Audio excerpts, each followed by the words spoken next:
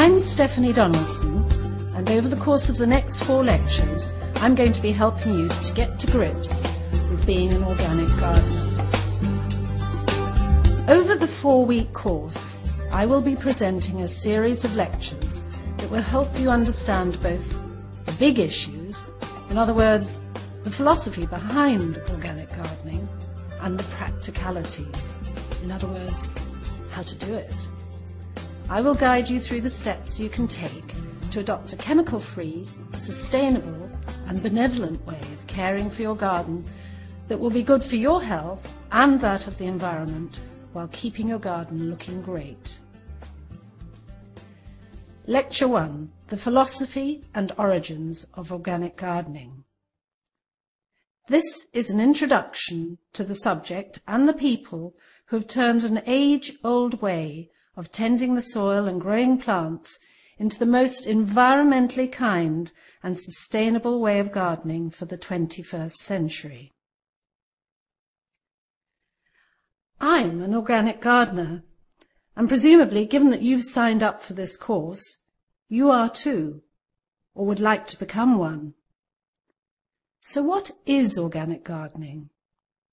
At its simplest, it is cultivating the soil and growing plants without the use of chemical fertilizers, pesticides, or fungicides.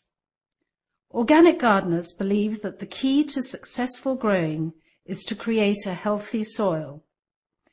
It is a safe and sustainable method of gardening that ensures that the soil is passed on from generation to generation in good heart. Done well, it is also the most environmentally friendly way to garden, and is now widely recognized as such. So why does this matter? It is easy to dismiss your own small patch of soil as unimportant in the greater scale of things, but this just isn't true. An organic garden is a place where a natural balance can establish itself for the benefit of all its inhabitants. From the beneficial soil bacteria that break down the contents of your compost heap and release fertility, through the myriad of insects, the birds, small animals and amphibians, each has a role to play. Organic gardening is not just about growing your own fruit, flowers and vegetables without recourse to artificial fertilizers or pesticides.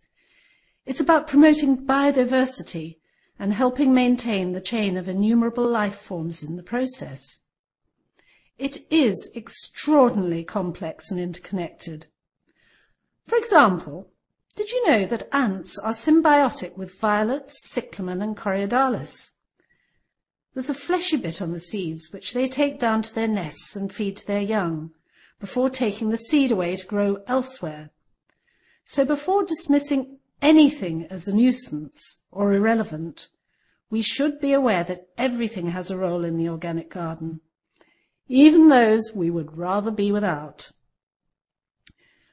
When I began organic gardening, we were widely regarded as eccentrics who wanted to turn back the clocks and return to a bucolic 19th century way of gardening.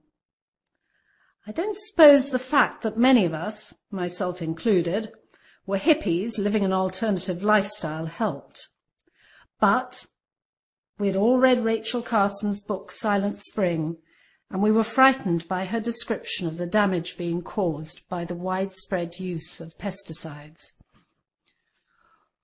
Although she was writing about American agriculture in the 1960s, it was clear to us that what she revealed had far wider implications. It seems extraordinary now that at the time she wrote her book, the chemical DDT was in everyday use in domestic homes and gardens, as well as in agriculture. It was perceived as so safe that it was advertised with a catchy jingle, DDT, good for you and good for me. In sourcing this image for my lecture, I was horrified to find another one for DDT-impregnated wallpaper for use in children's bedrooms. It seems unimaginable now, but it was back in the days when science thought it had simple solutions to every problem, and the phrase side effects had yet to be coined. But in silent spring, Rachel Carson uncovered the unforeseen harm these pesticides were having on the environment, particularly on birds. DDT was causing thinning of eggshells, and this was causing reproductive problems and death.